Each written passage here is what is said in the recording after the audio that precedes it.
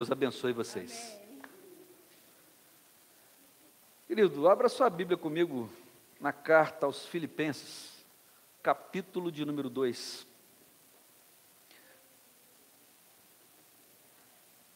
Eu iria ler apenas alguns versículos, mas eu vou ler o texto todo, porque é um texto muito rico, e creio que seja importante lê-lo nessa noite. Capítulo 2 de Filipenses, do verso 1 ao verso 30. Projeta para a gente, por favor, vamos ler pela tela. Filipenses 2, de 1 a 30. Amém? Podemos ler? Glória a Deus. Assim diz a palavra do Senhor. Se há, pois, alguma exortação em Cristo, alguma consolação de amor, alguma comunhão do Espírito, se há entranhados afetos e misericórdias, completai a minha alegria, de modo que penseis a mesma coisa, tenhais o mesmo amor, sejais unidos de alma, tendo o mesmo sentimento. Nada façais por partidarismo ou vanglória, mas por humildade, considerando cada um os outros superiores a si mesmo. Não tenha cada um em vista o que é propriamente seu, senão também cada qual o que é dos outros. Tende em vós o mesmo sentimento que houve também em Cristo Jesus. Pois ele, subsistindo em forma de Deus, não julgou como usurpação o ser igual a Deus.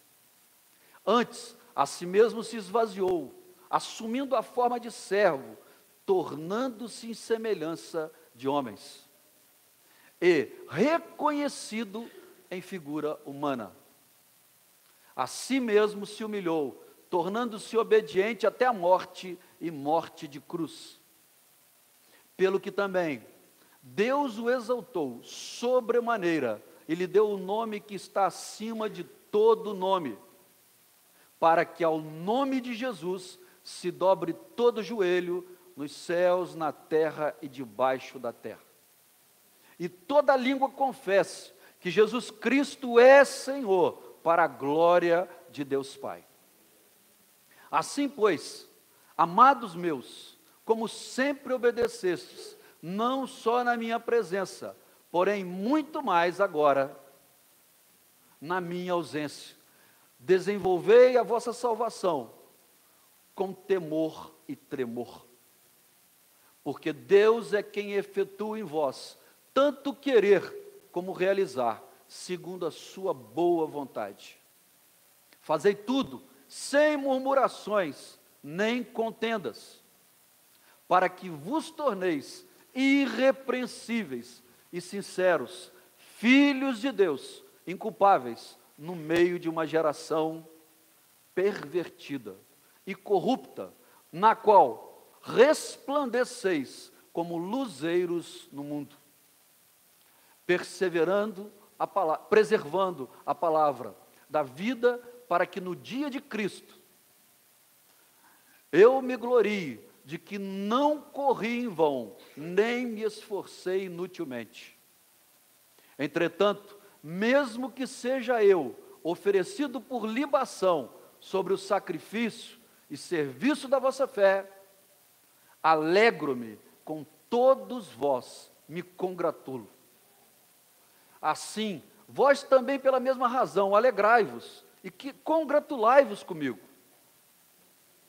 Espero, porém, no Senhor Jesus, mandar-vos Timóteo o mais breve possível, a fim de que eu me sinta animado também, tendo conhecimento da vossa situação. Porque a ninguém tenho de igual sentimento que, sinceramente, cuido de vossos interesses, pois todos eles buscam o que é seu próprio, não o que é de Cristo Jesus. E conheceis o seu caráter provado, pois serviu ao Evangelho, junto comigo, como filho ao Pai. Este, com efeito, é quem espero enviar, tão logo tenha eu visto a minha situação. E estou persuadido, no Senhor, de que também eu mesmo brevemente irei. Julguei, todavia, necessário mandar até vós Epafrodito, por um lado, meu irmão, cooperador e companheiro de lutas, e por outro, vosso mensageiro e vosso auxiliar nas minhas necessidades. Visto que ele tinha saudade de todos vós e estava angustiado, porque ouviste que adoeceu. Com efeito, adoeceu mortalmente. Deus, porém, se compadeceu dele, e não somente dele, mas também de mim, para que eu não tivesse tristeza sobre tristeza. Por isso, tanto mais me apresso em mandá-lo, para que, vendo-o novamente, vos alegreis, e eu tenha menos tristeza. Recebei-o, pois, no Senhor, com toda alegria, e honrai sempre a homens como esse. Visto que, por causa da obra de Cristo, chegou ele às portas da morte, e se dispôs a dar a própria vida, para suprir a vossa carência de socorro para comigo. Amém? Queridos, esse texto meio longo, mas muito interessante, muito importante, um texto riquíssimo, para que a gente possa estar lendo, refletindo, meditando nele sempre. Paulo está falando com a igreja de Filipos, uma igreja que tinha uma relação muito íntima com ele. A primeira igreja a surgir, uma igreja a qual ele estava muito ligado, e essa igreja muito ligada a ele. E é interessante a gente observar que Paulo ele está escrevendo, ele dá alguns conselhos à igreja. Conselhos esses que não servem apenas para a igreja, mas servem para os nossos relacionamentos até os dias de hoje. E depois ele cita alguns exemplos de pessoas que foram usadas por Deus, e uma em especial, né, que é o próprio Deus, que é Jesus Cristo. Ele está falando, ele está ensinando sobre relacionamento. Queridos, eu tenho dito isso várias vezes aqui, os maiores problemas do ser humano são criados pelos relacionamentos conturbados, pelos relacionamentos que adoecem a cada dia. E as pessoas não consertam os relacionamentos, não tentam conversar sobre os seus relacionamentos, com um diálogo franco e aberto, e adoecem os relacionamentos a ponto de levar a uma morte realmente, a ponto de pessoas se odiarem, se detestarem, de não se falarem mais, de realmente se distanciarem plenamente uns dos outros. Por que tudo isso? Porque os relacionamentos estão adoecidos e com problemas. Infelizmente, nós vivemos um tempo que é mais complexo que o tempo de Paulo. Um tempo hoje nós temos facilidade e velocidade nas informações e notícias. Qualquer um pode acessar a rede e vai buscar qualquer informação que desejar. Se você for lá na internet e colocar assim, me ensine a fazer uma bomba, ele vai te ensinar. Me ensine como fazer um plano para matar alguém, ele vai te ensinar, vai estar disponível, assim como coisas boas também estão disponíveis lá. E é rápido que a informação passe de um lugar para o outro, ultrapasse, né, as fronteiras dos continentes, e você está aqui hoje, você sabe o que está acontecendo agora, em tempo real, lá na China. É só você estar ligado, na Ásia, né, na Oceania, é fácil, como eles também podem saber o que está acontecendo aqui em tempo real.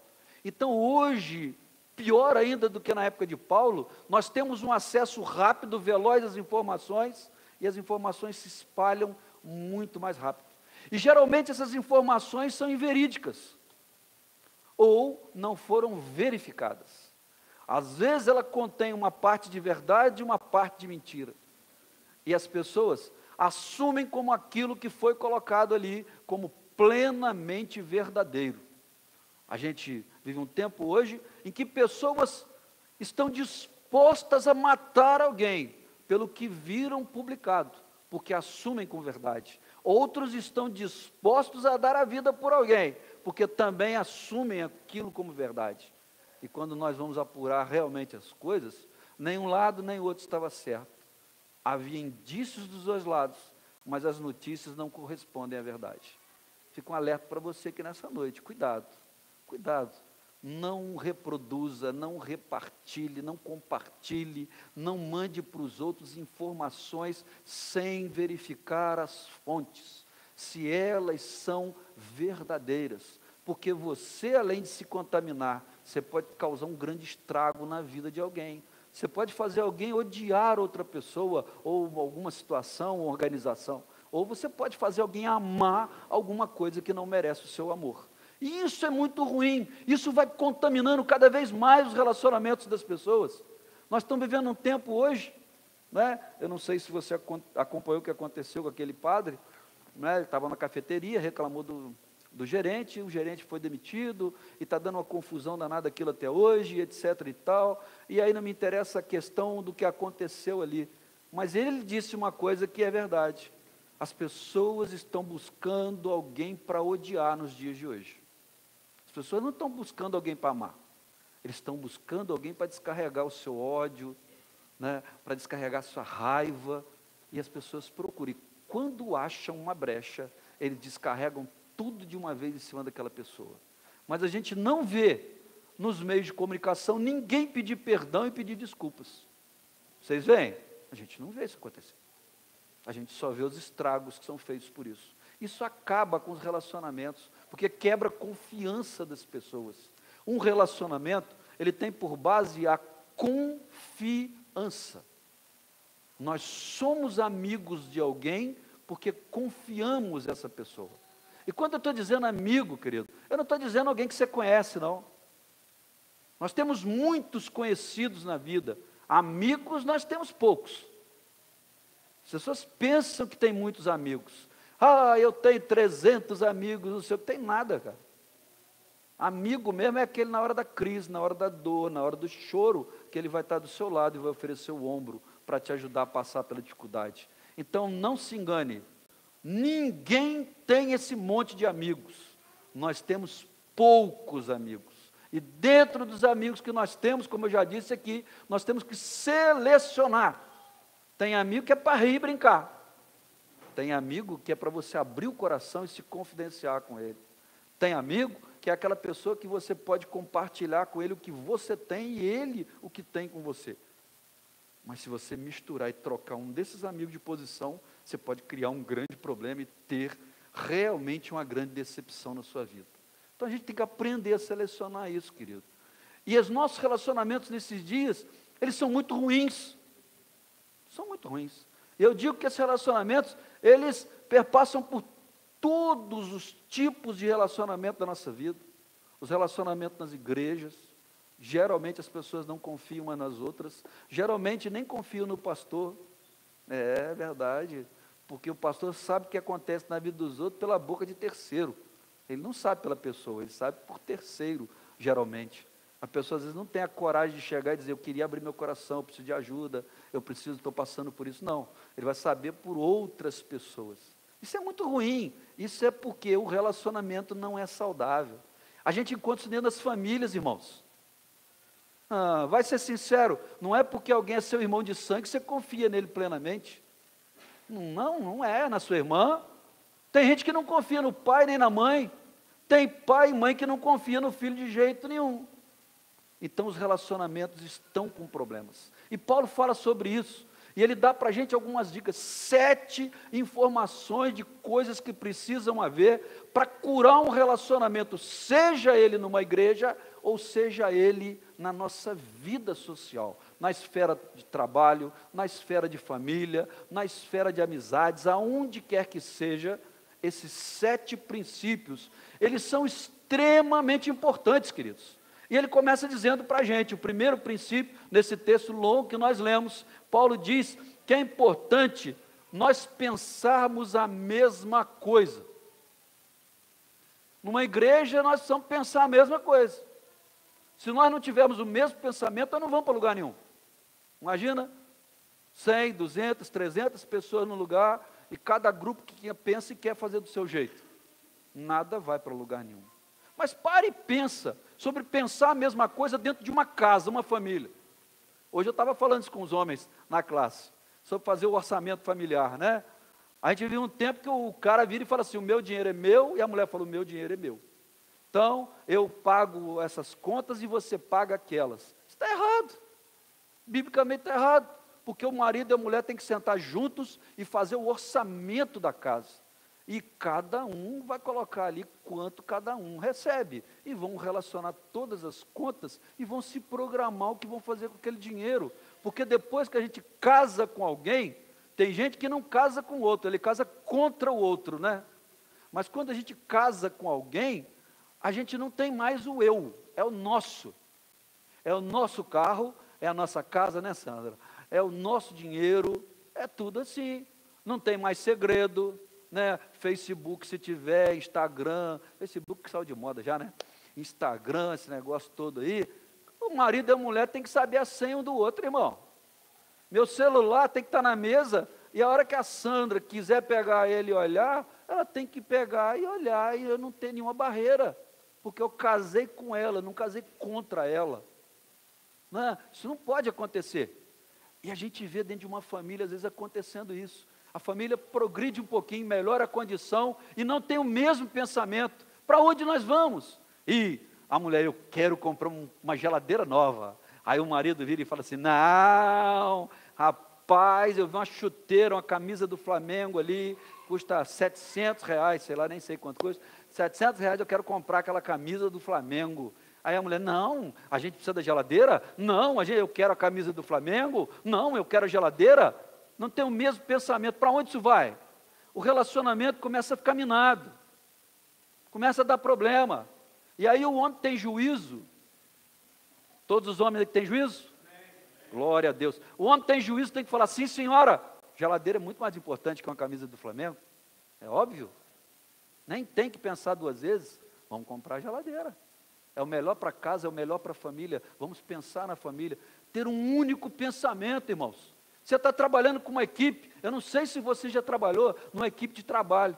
Eu já trabalhei. Trabalhei com um pessoal meio complicado. Você trabalha com um tal do engenheiro. Eu falo isso, meu filho também é engenheiro químico, mas não é. O engenheiro de telecomunicações que a gente trabalhava, eles eram complicados.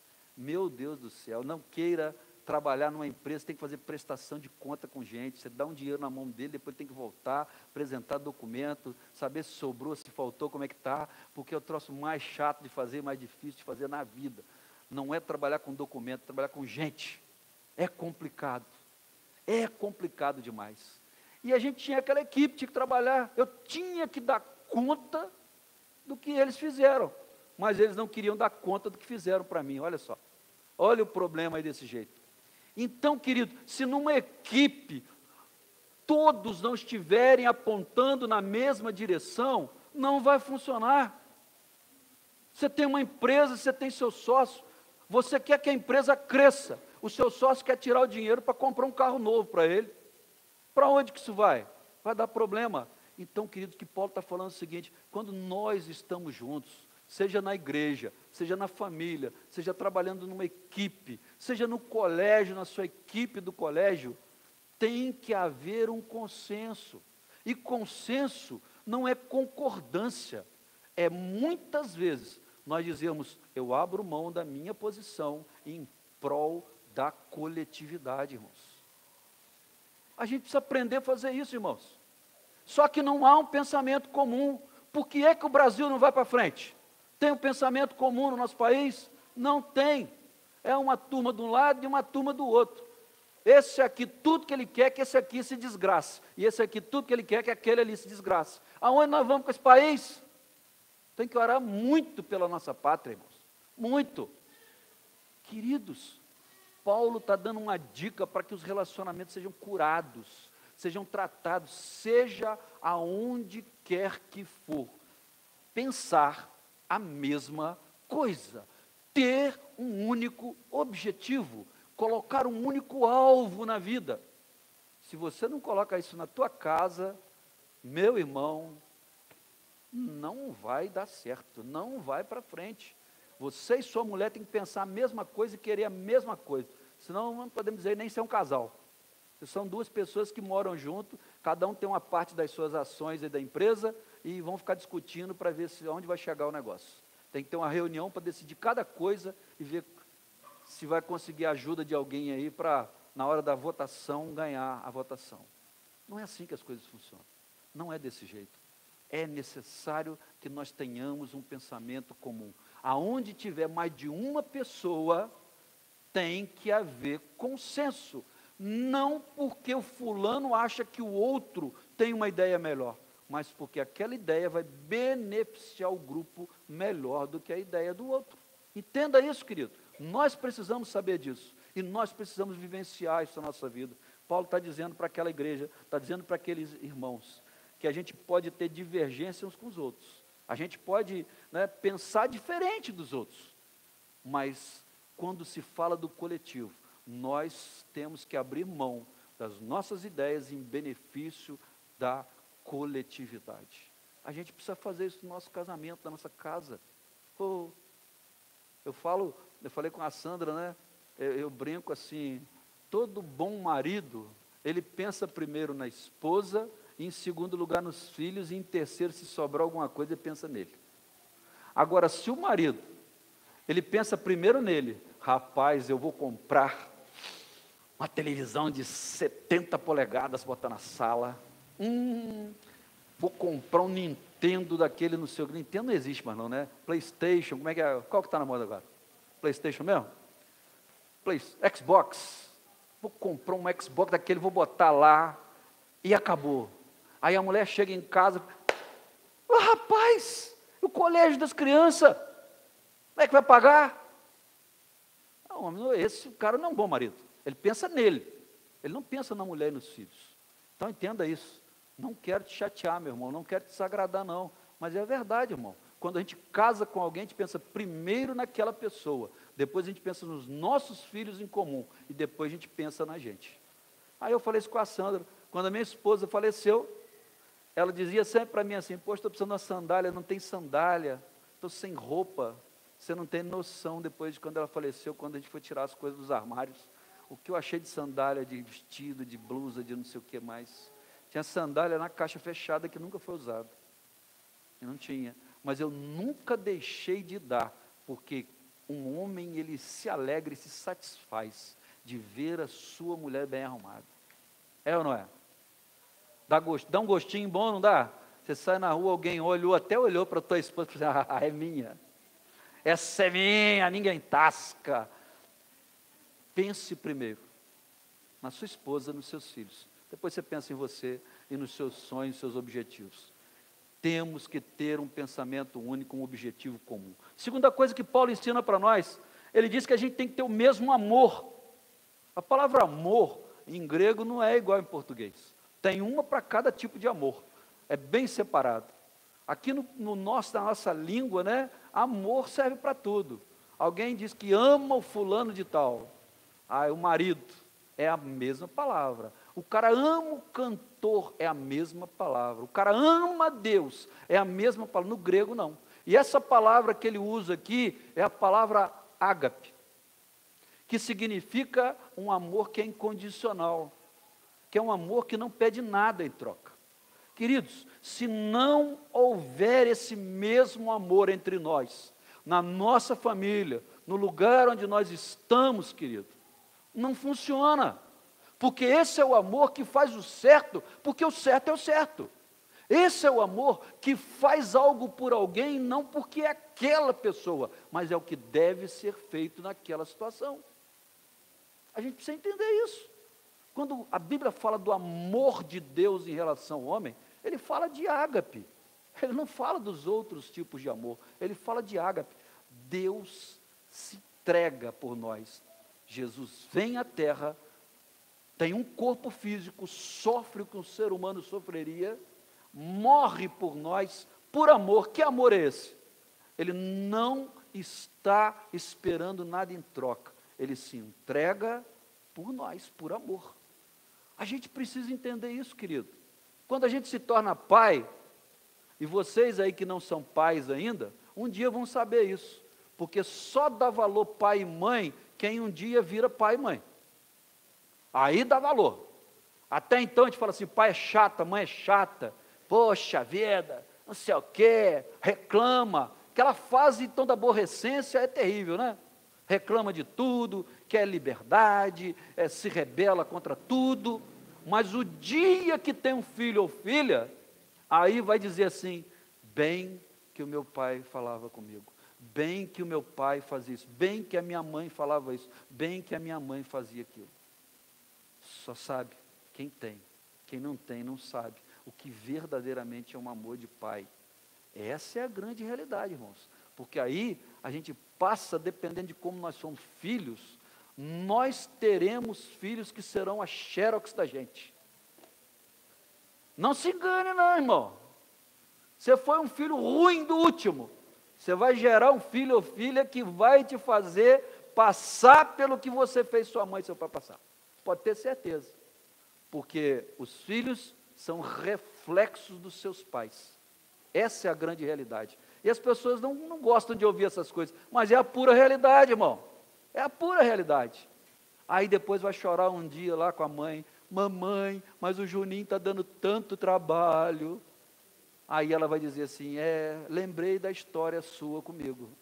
É isso que vai lembrar, mais nada, porque também foi daquele jeito. Seja um bom filho, seja uma boa filha. Não espere ter filhos e filhas para depois ver o que acontece, não. Seja bom filho e boa filha agora. Então é preciso ter esse mesmo amor, esse amor de entrega. E o amor de um pai e de uma mãe, estou falando de um bom pai e de uma boa mãe, é um amor que não espera nada, irmãos. Tem uma história, eu não me lembro do nome do cara agora, mas isso aconteceu na Europa. Um pai rico, ele criou o filho dele, desde pequenininho, ele anotou tudo que ele gastou com esse filho. Tudo. E quando ele se formou na sua graduação, ele chamou o filho e disse assim: aqui está a sua conta, tudo que eu gastei com você. E o filho ficou tão revoltado com aquilo, que ele saiu de casa e ele pagou ao pai tudo que o pai tinha gasto com ele. Foi a um cartório, mudou o sobrenome dele, nunca mais procurou o pai. Esse amor, ele fez por amor? Não, ele achou que o filho dele é o quê? Um investimento para depois ter uma devolução de dinheiro para ele. Querido, aquilo que nós fazemos pelos outros, nós não podemos esperar os outros fazerem por nós, não, irmãos.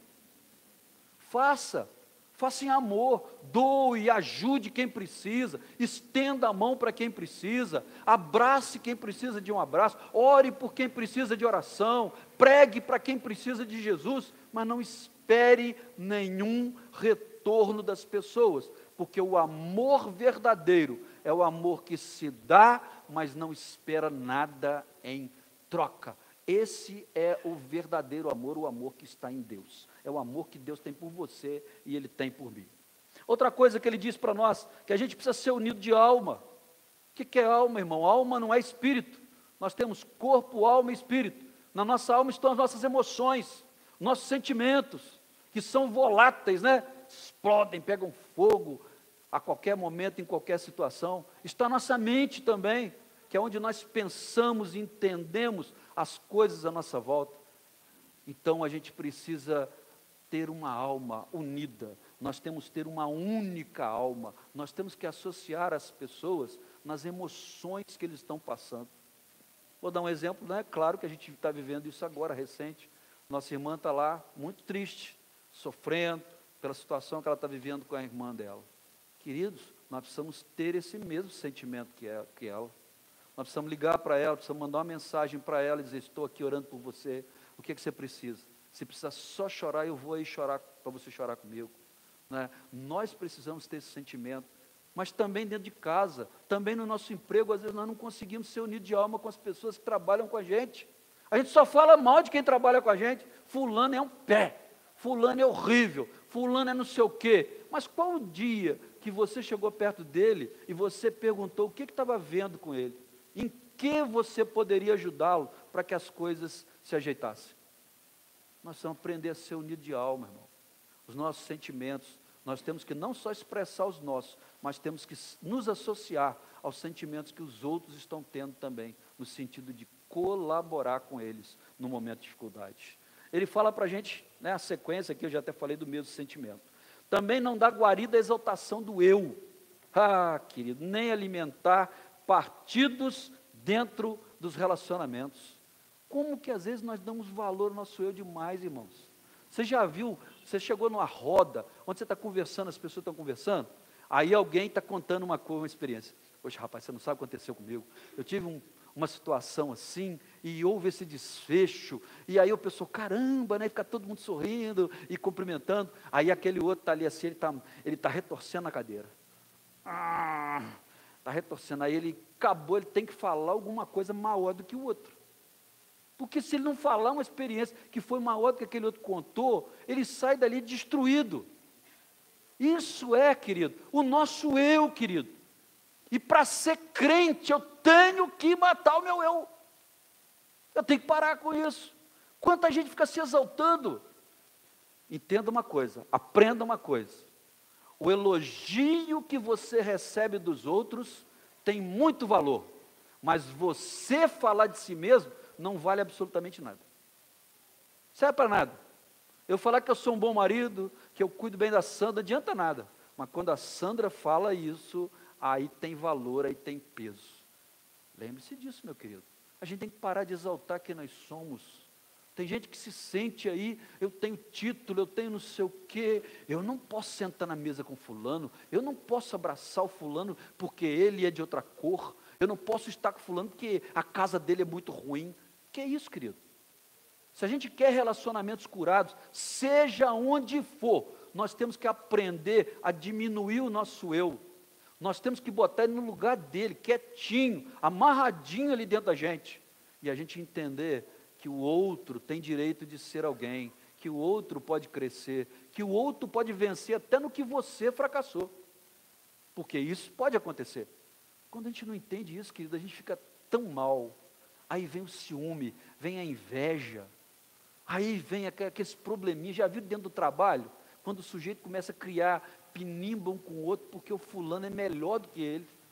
Isso fica visível para todo mundo. Ele está criando problema com o outro, não é porque o outro é problemático, é porque ele mesmo enxerga que o outro é melhor do que ele. E isso é horrível, irmãos. Já vi isso acontecer em muitos setores de trabalho. Dentro da família isso acontece, irmãos. O sujeito senta com você e ele sabe tudo e você não sabe nada. Aí ele senta e manda você sentar e fala assim, queria um conselho seu, mas só ele fala. Ele já faz a pergunta, ele explica o problema e ele aponta a resposta. Já viram isso acontecer? Já aconteceu com você ou só comigo isso? Irmãos, é dureza. Sujeito com eu exaltado é uma coisa horrível. Não dá para ser assim. A gente precisa ter cuidado porque isso destrói relacionamento. Um pai que é assim, ele nunca será próximo do filho. Já viram aquela história do pai que ele quer ensinar o filho tudo, ele não deixa o filho fazer nada? Tudo que o filho faz está errado. Tudo ele corrige, tudo ele reclama, tudo ele põe problema. Esse filho nunca vai ser o melhor amigo do seu pai e nem vai ter o seu pai como melhor amigo. A mãe que faz isso com a filha, o irmão que faz isso com outro irmão, no trabalho, quem trabalha com você e faz isso, você vai ser o melhor amigo dessa pessoa, não tem como, porque no mundo dele existe ele e ele. Sabem aquela historinha, o livrinho do Pequeno Príncipe? Ele está num planeta que só tem ele, não é isso? Pois é, esse cara, não estou dizendo do Pequeno Príncipe, não, que ali é uma história muito bonita, mas ele é assim, ele acha que só tem ele no planeta. Tudo ele que sabe, tudo ele que faz. O eu, cuidado com a exaltação do eu. Querido, a melhor coisa é quando alguém reconhece quem você é, mas não levante a sua bandeira fazer propaganda, não, deixe os outros reconhecerem quem você é. E por último, ele fala para nós aqui de uma coisa que é muito interessante também, muito importante, que a gente precisa considerar o irmão superior a nós mesmos. Ou, no caso, na família, o outro membro da família, no trabalho, a gente precisa aprender a olhar para os outros com admiração e respeito, queridos. Às vezes nós não olhamos, nós achamos que bom, rapaz, pregação boa é quando eu estou no altar. Se eu não pregar, não presta. E se eu não dirigir o culto, não presta. Se eu não tocar, não vale nada. Se eu não estou na mesa de som, não vale nada. Quem pensa desse jeito é uma pessoa que está doente. É uma pessoa adoentada emocionalmente. Opa, não, de jeito nenhum, cara. Que isso, só eu sei fazer. Só o meu jeito é o melhor. Só do meu jeito funciona. Eu sou o cara. Querido, isso destrói qualquer relacionamento. Uma pessoa assim é uma pessoa que não consegue ter um amigo sequer. Porque ninguém gosta de uma pessoa desse tipo, irmão. As pessoas até fingem que gostam, fingem que respeitam, mas no fundo elas detestam essa pessoa. Porque essa pessoa, só ela se exalta, só ela sabe, só ela pode. A gente precisa aprender a respeitar o outro, ouvir mais do que às vezes falar. Às vezes a gente senta com alguém e diz, me diga como é que está aí. Ele fala uma palavra, a gente já interrompe ele e começa a falar da nossa vida. Ué, você não pediu para ele contar sobre a vida dele, como é que ele está? Escuta, tenha paciência, deixa ele contar as glórias dele, os problemas dele, as dificuldades dele, depois você fala. Mas não, a gente vive um tempo que nós estamos ansiosos, desejosos de aparecer e fazer propaganda da gente mesmo. E isso é muito ruim, queridos. Isso é uma coisa péssima. Nós precisamos considerar a outra pessoa melhor e maior do que a gente. Quando a gente aprende a fazer isso, querido, nós ganhamos verdadeiros amigos. Nós ganhamos respeito das pessoas. Nós ganhamos e mostramos aos outros quais são os nossos verdadeiros valores. E os exemplos que ele dá para a gente aqui embaixo, são exemplos clássicos, né? Eu não vou entrar no detalhe em cada um deles, só vou falar de uma maneira geral. Ele fala de Jesus, e o texto que nós lemos que Jesus, ele deixou a glória. Querido, para e pensa, já pensou um momento, Jesus deixar a glória de estar com o Pai, com o Espírito Santo, e vir para a terra, viver no corpo igual o nosso, suscetível a doenças, suscetível a problemas, a ferimentos, a machucados. É rebaixamento isso, irmão. Jesus se rebaixa, ele sai da glória e vem pisar na nossa terra de pecado. Olha o que Jesus faz. Jesus está olhando para o ser humano e está dando valor ao ser humano. Ele não está se exaltando, ele não está se pondo na condição de quem verdadeiramente ele é.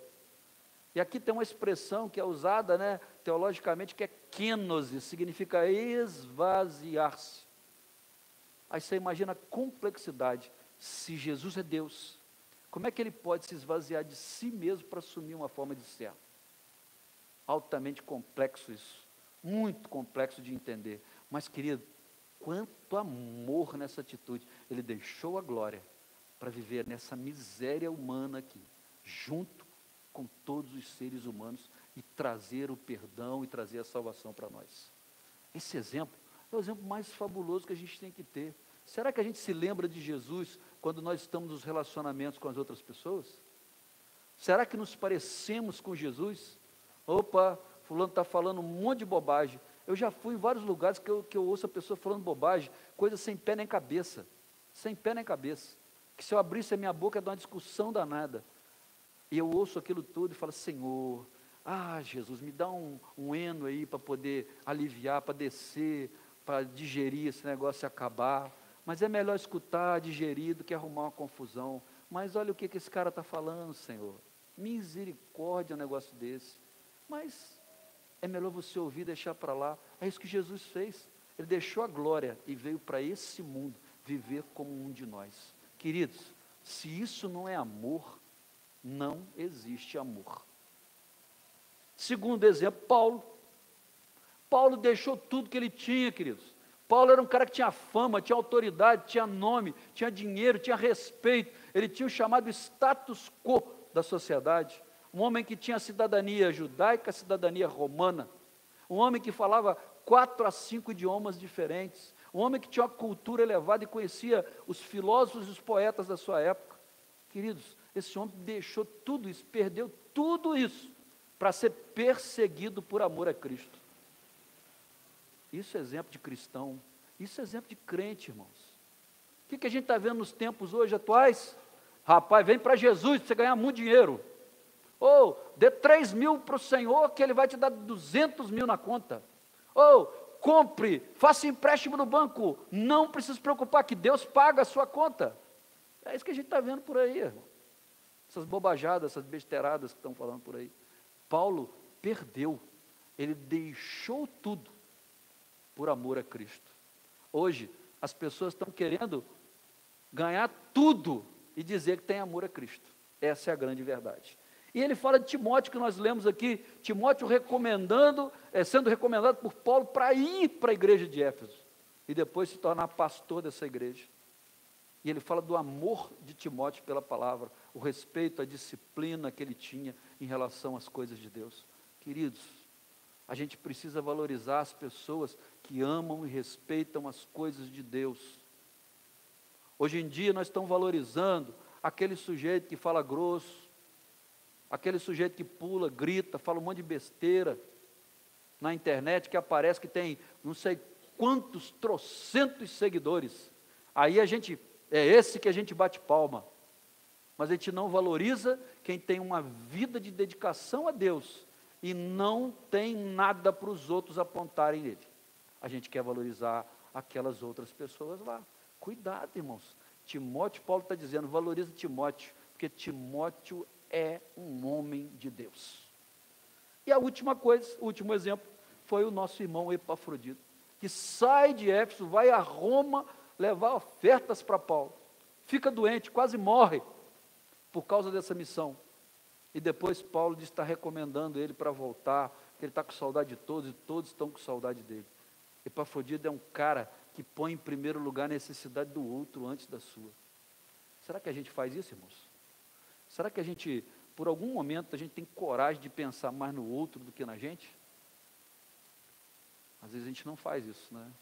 Às vezes a gente pensa e faz assim, Senhor, o sonho da minha vida é ter R$1 milhão aplicado. Quando eu tiver R$1 milhão, Senhor, eu vou ajudar tanta gente. Lê do engano. Se você não ajuda com o que você tem, quando você tiver R$1 milhão, é que você vai ser miserável e sovina mesmo. Aí que você não vai ajudar mais ninguém mesmo, querido. Será que a gente pensa na dificuldade, na necessidade do irmão ou da irmã, do parente nosso, estou falando de família, ou até mesmo no nosso trabalho? Às vezes tem alguém no nosso trabalho que está passando, está no bico do urubu, como diz por aí. A gente não ajuda, a gente não faz nada. A gente não pensa na necessidade do outro. A gente só pensa na nossa, irmão. A gente nem pergunta, às vezes, o outro, como é que você está? A gente nem pergunta. A gente está mais preocupado em dizer como é que nós estamos, e não perguntar como é que o outro está. Você está passando alguma dificuldade? Você está precisando de algum remédio? Você está precisando de alguma coisa? Não, a gente quer ter, quer acumular. Vamos deixar para os nossos filhos. Só que tem uma notícia muito ruim para te dar, né? Quando você morrer, e aí for fazer o anúncio, e o Nesto da Capitinga fala assim, morreu, você não leva nada, porque o que é da terra não entra no céu, e o que é do céu não fica na terra. Está vendo a simplicidade, mas a objetividade disso? Para e pensa num negócio aí, se você quiser transpor para outras palavras. Aquilo que é carnal vai ficar aqui, mas o que é espiritual é o que vai para o Pai. Então nós temos que ser espirituais, nós temos que seguir esses conselhos, nós temos que olhar mais para os outros, olhar para as necessidades das pessoas. A gente às vezes não olha, a gente olha só para nós, só pensamos em nós, em primeiro, em segundo e em terceiro. De quarto para frente a gente pode até pensar nos outros. Mas querido, não é o que a Bíblia ensina para nós. Quando nós entregamos a nossa vida para Jesus, nós temos que olhar para o outro com respeito, com carinho, com amor. Temos que ouvir as outras pessoas. Temos que evitar entrar em discussões desnecessárias, coisas que não levam a lugar nenhum. Temos que aprender a amar sem esperar nada em troca. Vou fechar para você com um exemplo claro aqui que está no Evangelho. Jesus curou 10 homens, não foi? 10 leprosos. Quantos voltaram para agradecer a Jesus? 1. E esse 1 era crente, né? Era judeu? Não. Esse era justamente o cara que não tinha nada a ver com o judaísmo. Jesus ficou chateado, aborrecido? Porque Jesus fez o que tinha que fazer, o que era correto, e ele não esperou nenhum retorno.